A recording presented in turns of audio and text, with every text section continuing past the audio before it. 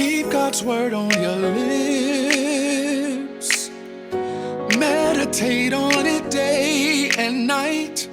Be careful to do what it says. Then you will truly be successful. Keep God's word on your lips. Meditate on it day and night. Be careful to do what it says. Then you will truly be successful.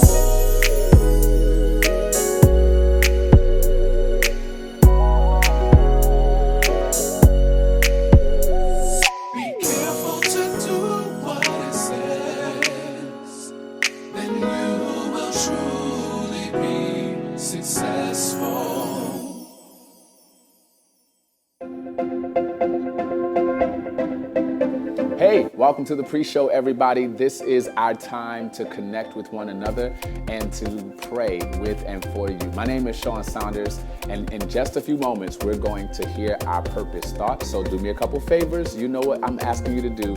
Check on your accountability group. If there's somebody that should be in the room and they're not there, shoot them a text. Number 2, get a pen, paper, open your Bibles and get ready to learn. And number 3, let's have fun.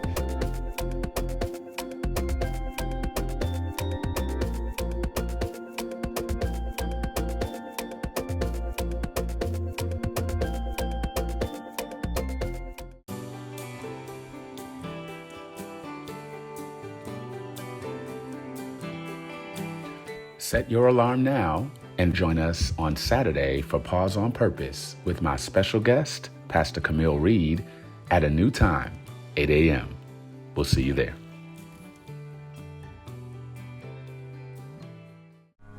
Welcome back to Sister Circle Live. He is a gospel music giant who's blessed us with classics like Center of My Joy, Holiday, Angels, and Total Praise. But a successful run in music couldn't push him past his demons that came in the form of depression, suicidal thoughts, and hopelessness. And he pens it all in his new autobiography, Total Praise. Please welcome the living legend, Richard Smallwood. Yes! So good to have you here. Oh, it's great to be here. Yes. Before we jump into the book and everything it has to offer, we know that this is Black History Month. Can you talk about one of the most epic Black history musical moments that you've ever experienced? You know, for me, I think it's when Aretha sang for President Barack Obama's inauguration. Yeah. That was wonderful. It was amazing. Yeah, amazing. good. Gives you chills still to this day. Absolutely. Richard, you have been abundantly transparent in your new book, Total Praise. Right. Talk about all of your battles with mental health. Why do you think this time is so appropriate to release the book, and how long did it take you to finish it? It took me about 5 years plus to write the book. I think it's important because I think mental health is something that has a stigma. Yes. Depression, anxiety, which is something I dealt with since I was a child. And I think it's time to talk about it and help release a lot of those people who are dealing with and take some of the stigma and some of the shame away from them. Absolutely. Yes. And Richard, I don't mean to pry, but I'm very curious. This book is pretty thick here. It is, when isn't did it? you start having trouble, those troubling thoughts, and when did you know that I have to do something about them now? It started when I was a child. My anxiety, I didn't know what it was. Nobody in the African American community knew what that was, but I knew there was something wrong. But I wasn't really diagnosed till like 1999 when they really put a name on it. And I was ashamed at first, but when I started writing my memoirs, I said, I really need to address this because I think so many people are bound by it. Well, part of overcoming trauma is uncovering it. Yes. So at what point in your life did you say, you know what, I am going to beat this, I'm not going to let it beat me? Right. And to say, okay, I have mental illness and I am going to forage on and tell my story. Well, I knew I had to get help. After a while, when I couldn't leave the house, when I couldn't do the regular things that I do, during the day, I said, I've got to get help. So I went out to a therapist, and that's where the whole treatment started. And it gave me more strength, it gave me more courage to even talk about it to others. Right. And how were you able to, I guess at a point you had to mask it through your music and your faith. Can you talk about that duality? I masked it for years. Yeah. I mean, I would sing on stage, minister on stage, and I was wonderful as long as I was on stage, but as soon as I came off and went to the hotel, it was just darkness, you know? And I was afraid to tell anybody because I didn't want people to think I was weak or think I wasn't a Christian. You know what I'm saying? So I just wanted to take some of the mystery and some of the fear and some of the stigma off of what this is and tell people, if you're suffering, get help. Pray, but get help. Reach out to a mental health professional. Well, you talk about anxiety, and you know, we know that a lot of times doctors are so quick to prescribe medicine. You know, some people take Xanax to kind of relax them and Valiums and all of that. You know, what, or did you indulge in that? And or if not, what kept you away from going that route in terms of self-medicating? Oh yes, I'm on medication now, and I'm glad about it. Because it made a difference in my life, and that's one of the things that I wanted to talk about. It depends on your issue and what you're dealing with, whether you have to go to medication or not. But I was extremely depressed, and that's something that I had to do, and it's made 100%. But you never reverted to self-medicating, alcoholism, abusing prescription drugs. Honestly, I went through that for a little while, especially the alcohol. I did. I got off my medication thinking, oh, I got this. I got this. And little by increments, the depression started creeping back up. And I drank, you know, to mask it. Until finally I had a breakdown. I was like, you know, I've got to get back into getting somebody to help me. Another quote, which I'll sort of paraphrase, but you're talking about, you know, suicidal thoughts. So not only you dealing with the depression and anxiety, but then there was an obsession that you had to do with. Day by day, it got worse until it was hard for me to get out of bed. By the time that Thanksgiving, the anniversary of my mother's death, and Christmas all came around, it gotten very scary. Spending days upon days watching videos of people doing heinous things to themselves because you wanted to go out painlessly. I did read that. You wanted to go out. I didn't want to hurt. Right. And I didn't want to be maimed. And I said, you know, I was tired of it. It was hurting. I was like, what can I do?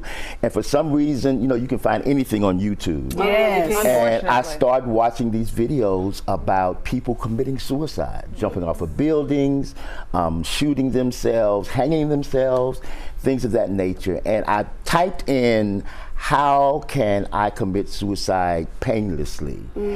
And a notice came up on the screen and said, call the suicide hotline immediately. And that broke me out of it. Ran to my phone in tears, called my therapist. She said, what's wrong? I said, I need help. She said, come on in now, come on in, you know. So thank God for my family, my friends, and those who love me through it, you know.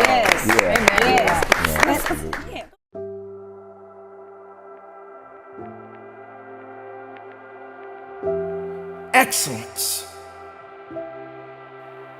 Do you really believe that is something that happens overnight? It can't be given to you. No one is going to hand it to you. You have to sleep. You have to breathe. You have to eat it every single day of your life until you achieve that greatness. When we talk about excellence, we are talking about an obsession to outwork and outperform everybody in the room. What is your current standard on life, on excellence, on how you pursue things, how you operate? Basically, when you show up, do you show up in an excellent way? Do you show up with an average way?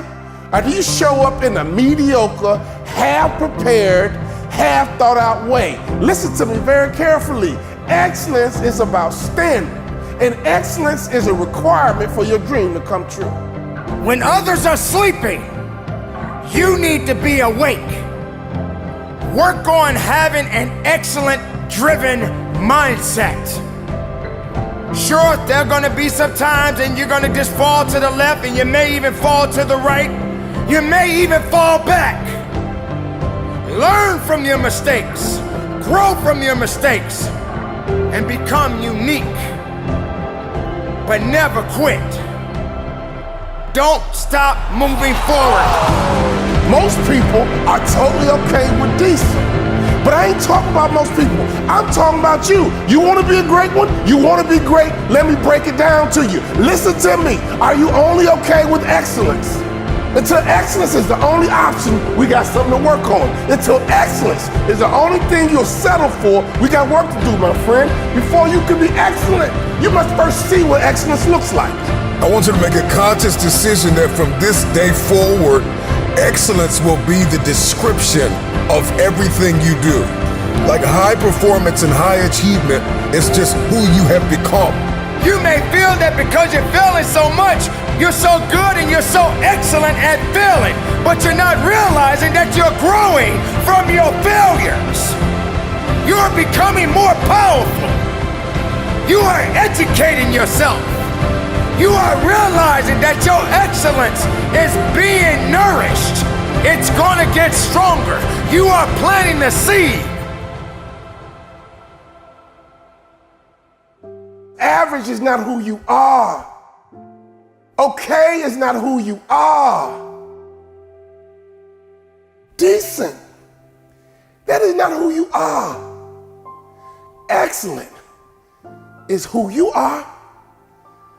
Nothing else will do. When they go low, I go high. That's the choice Barack and I have made. That's what has kept us sane over the years.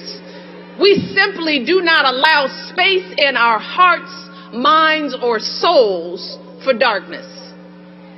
Instead, we choose faith. Faith in ourselves, in the power of hard work. Faith in our God, whose overwhelming love sustains us every single day. That's what we choose. And we choose excellence. We choose to tune out all the noise and strive for excellence in everything we do. No cutting corners, no taking shortcuts, no whining. We give 120% every single time because excellence is the most powerful answer you can give to the doubters and the haters. It's also the most powerful thing you can do for yourself. See, because the process of striving and struggling and pushing yourself to new heights, see, that's how you develop your God-given talents. That's how you make yourself stronger and smarter and more able to make a difference for others. Always do the right thing. Always.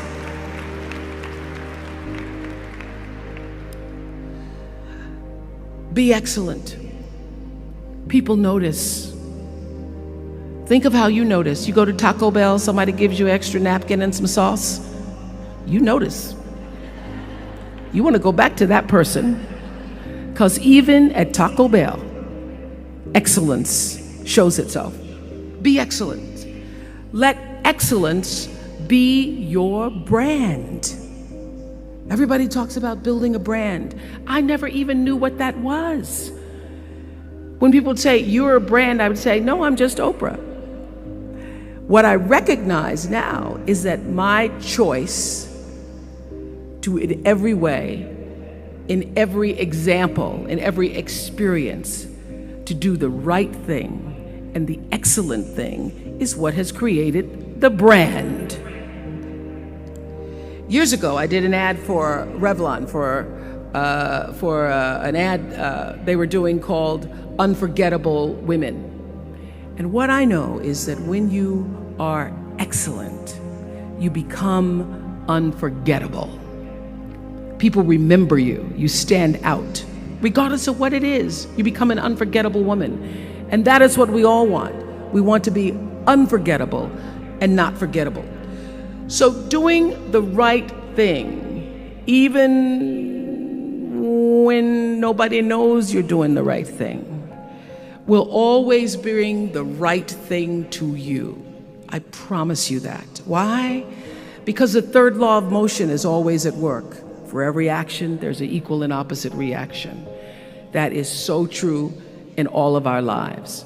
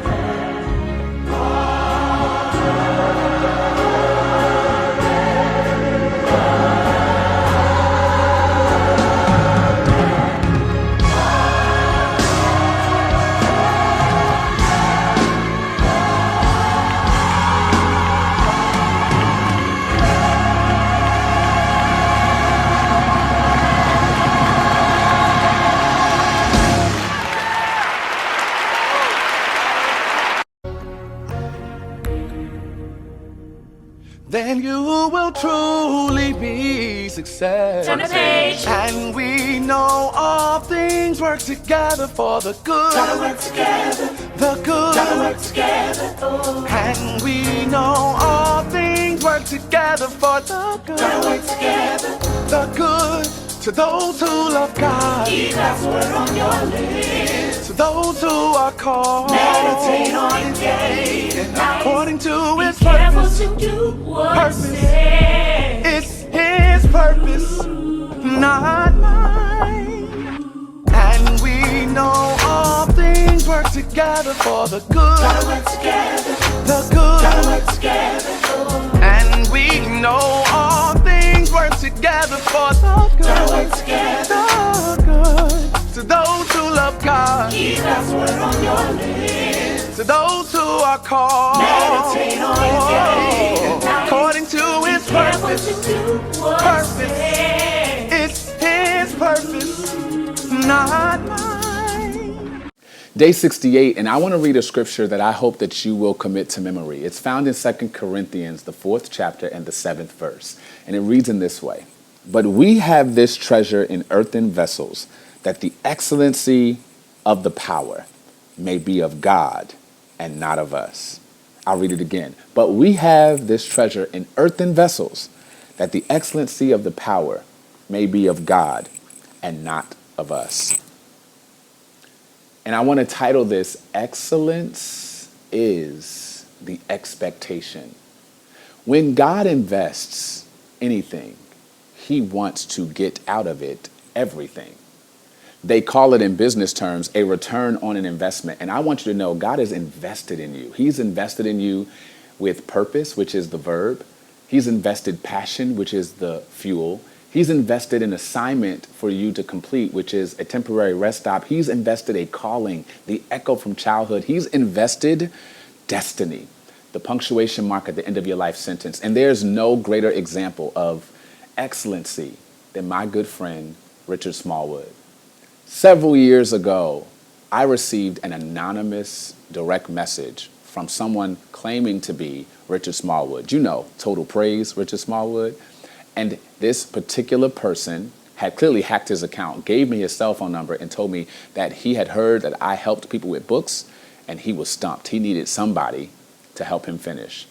It took us a while, but I have in my hand the excellency of a publication that is over 500 pages, a story, an autobiography from Richard Smallwood. If you've heard any of his songs, you know that what he does is excellent. But the journey toward excellency is sometimes eccentric, difficult, and filled with a lot of questions around worth. I want you to listen to his story, whether it's on Audible or download his book. I want you to purchase this story told by Richard Smallwood, because you will see that even though in the end we know this wonderful composer of great music, this international songwriter where his songs have been communicated and sang at the largest of stages, he didn't just get there overnight. And you won't get there overnight as well. Excellency is the expectation, so expect nothing less than excellency, and then give nothing less, even if it takes 5 years to complete. Let's get to work. I want to read into your hearing this one verse and preach it to the glory of our God. But we have this treasure in earthen vessels, so that the surpassing greatness of the power will be of God and not from ourselves. People keep valuables in strange places. That's the story of the $1 million nickel. Only 5 of Lady Liberty nickels were minted in the 1800s. The $1 million nickel that stayed in the Givens family attic in North Carolina for 40 years until they discovered that it was one of 5 and that 5-cent coin was worth $1 million. People keep their valuables in strange places. I wonder where your family keeps the family jewels. In a Folgers coffee can, behind a vault, or underneath the mattress. But perhaps this might strike you as more intriguing. Some recent college graduates who were roommates lived together in New Paltz, New York. They went to the local Salvation Army to purchase some furniture on their recently graduated budget to fill their apartment. They stumbled upon a couch. It looked okay. It could seat 2, maybe 3 comfortably. Looked as though it had been sat upon and rested upon, and so they made a bargain, struck a deal, and bought the couch for $20. They got the couch home and started to sit on it and felt it was a little lumpy, and so they began to beat the lumps out and to try to smooth out the couch for their comfort. The beating didn't go quite the way they wanted it to go, so they started to unzip parts of the couch when, unbeknownst to them, hundreds of $100 bills started to fall out. An inch and a half here, an inch and a half there. And by the time they got done counting, they stopped counting before they got through the rest of it. More than $40,000 had fallen out of that $20 couch. A real moral dilemma they faced. What would they do with this couch? They ended up locating the owner. It turns out that it belonged to an elderly woman a widowed woman whose children had decided they didn't want her sitting or sleeping on that couch anymore. And so they bought her a real mattress, a bed to hang out on. And they looked at the couch and thought it was junk and was going to throw it away. But instead of throwing it away, they donated it to the Salvation Army. And they found out that all of those years, their mother and deceased father had been keeping their treasure in what they thought was trash. That seems to be the argument that Paul makes about you and I. In 2 Corinthians chapter 4, verse 7, it is that God likes to put treasure in jugs of mud, in jars of clay. This is not an unhelpful imagery. It's actually an illustration from that first century world where people would take their valuables and not deposit them in a bank, but put them in little pieces of pottery and bury them in the backyard. They took what was most important and put it in a container they could crack, one that they could easily access. And I imagine Paul's a great preacher. He's looking at that piece of pottery containing that treasure laid down in someone's yard, and the jug of mud starts to preach to him. The jug of mud says, if you look at me, Paul, I'm an illustration of your life. What's good about you is not actually you, but what's good about you is what's inside of you. It is that God has taken his most valuable possession and placed it inside of you. Peter says it this way in verse 4, I think of 1 Peter chapter 1. He says that we have a treasure in heaven reserved for us. Oh, I like that. I like going places where things are reserved for me. I don't like standing in lines or waiting a long time. I want it ready with my name on it. Feel the beauty of this. When you get to heaven, there are treasures reserved for you. Oh, this is hard to comprehend because we're so caught up in the shiny toys of this world. We're so taken by the fleeting pleasures that we cannot fully comprehend the kind of treasures, long-lasting, eternal treasures that never fade for us. They are reserved for us. One day we will obtain them. But can I do you one better? Paul says in 2 Corinthians chapter 4 that yes, we have treasure reserved for us in heaven, but we got treasure right now. I wish I could preach this the way that I feel it. Some things you ain't got to wait to heaven to enjoy. But we serve such a wonderful God that he has given us all things richly right now to enjoy, that there are many wonderful spiritual pleasures for you to take part in. And yes, we await a life that is unknown, that is beautiful, that is beyond compare, for which language is the poverty of speech to describe. But we've got some joy in the here and now. Let me say rather pastorally, don't you let the enemy take the light of Christ away from you. Don't let him rob you of the joy that is right here, right now for you. Oh, about 14 years ago, I took my life savings and bought a ring. This is before Beyonce said, y'all don't listen to Beyonce. I'm sorry. If you really want it, if you really like it, you should have put a ring on it. Yeah, so I really liked it. I really wanted it. So I put a ring. You should have saw me in front of the jeweler. Didn't know what I was doing. She turned out all the lights in the room. I brought out these little headlight lamps and these little tongs and pulled out some black velvet, and she pulled a small bag and unzipped it and sprinkled the diamonds, and there they started to sparkle. And she explained all kinds of things to me. There was clarity, there was cut, there was carat. Carat was all I knew growing up. There was clarity, there was cut, there was carat, there was color. And she said, which one of these do you want? And I said, which one of these can I afford? And cost, yes, that's the most important one there. So I looked at my account and I said, this is all I got, but there's more where this has come from. I'll work to get it. And I bought that ring. You should have saw me. I was so proud. I bought that ring, cast it in straight platinum, tucked it away into a little box. The next day I was on the drive from Rockford to Champaign to propose to Kirsty. I was driving down I-39. About every 15 minutes, I'd open the little glove compartment to look at it, to be sure it was still there, and I'd close it back.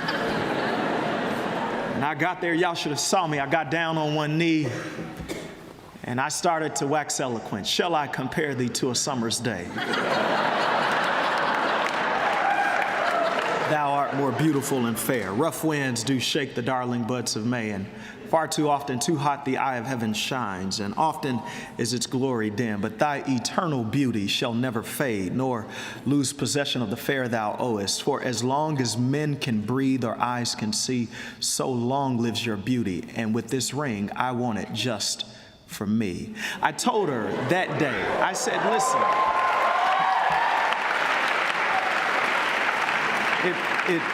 it makes the point. I told her that day, I got to go back to where I am. I got to get back in the car and drive back up. I've got to finish school, but I'm coming back to get you. And if ever you miss me, or you can't catch me on the phone, or you wonder what's going on, where I am, all you got to do is look down at your hand.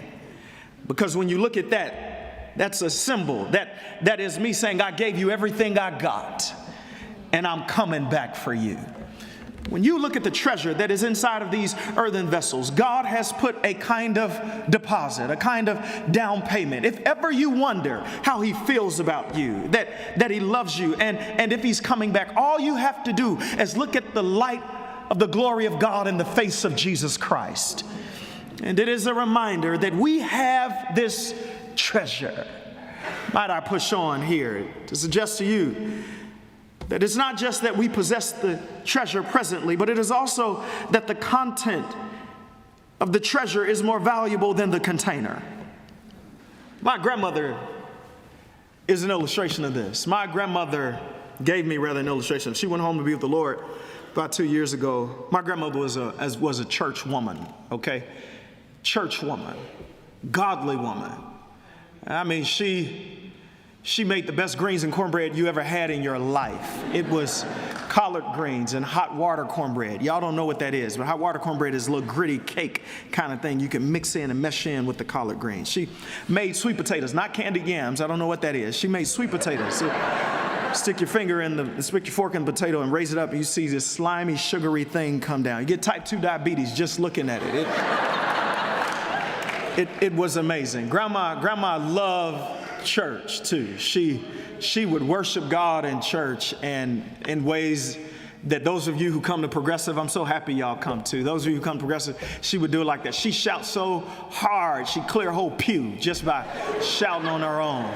And when church was over, she cussed like a sailor. She could go 20 minutes without repeating herself. She was amazing. She was amazing. She had this activity she'd like for us to do during gardening season, whenever that is, on the south side of Chicago. And she grew her own green tomatoes and onions and mustard and collard greens. And so she called me Chocolate. I was her favorite. She said, "Come on, Chocolate, let's go on out to the garden." And she'd take the little water hose by the spigot on the side of the house, and she'd fill up these 2 buckets. I won't forget it. One bucket was beat up and raggedy, had holes in it and cracks in it. She always gave that bucket to me. Fill it up, put it in my hand. She'd take the nice pristine bucket, fill it up, hold my hand, and we walked through that garden on 117th and Vincennes in Chicago. Oh, those are precious memories. A few years went by and she wanted to do it again, and I told her I didn't want to do it. Using words I'm not permitted to use from this station, she basically asked me, "Well, why not?" And I told her, I'm of no help to you. You always make it to the end of the garden with all the water you put in your bucket. But I never make it to the end with all the water you put in mine.